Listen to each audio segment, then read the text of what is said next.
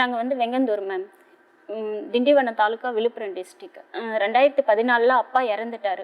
இறந்த பிறகு குடும்ப சூழ்நிலையில் நான் ஒரு இடம் வேலைக்கு போக சுச்சுவேஷன் வந்தது. கூட பிறந்தவங்க எத்தனை பேர்? ஒரு அக்கா, ஒரு தங்கச்சி.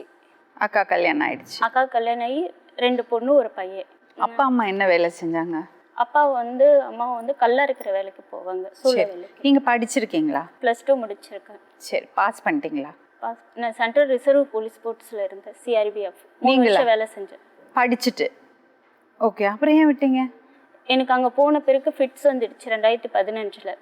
ஃபிட்ஸ் வந்த பிறகு அவங்க என்ன பண்ணாங்கன்னு கேட்டால், அங்கே ட்ரீட்மெண்ட் எடுத்துகிட்டு ட்ரைனிங் எல்லாமே மெதுவு பண்ணிகிட்டு இருந்தேன்.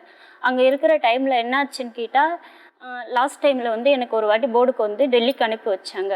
அங்கே அனுப்பினப்போ வந்து மெடிக்கல் போர்டில் வந்து அவங்க ஆல் இண்டியன் மெடிக்கல் ஹாஸ்பிட்டலுக்கு அனுப்பினப்போ வந்து அவங்க என்ன சொன்னாங்கன்னு கேட்டால், 8 ஹவர்ஸ் ஸ்லீப்பிங், 8 மணி நேரம் தூங்கணும், ரெகுலராக டேப்லெட் சாப்பிடணுன்னு மட்டும்தான் அங்கே மெடிக்கலில் எழுதி கொடுத்தாங்க.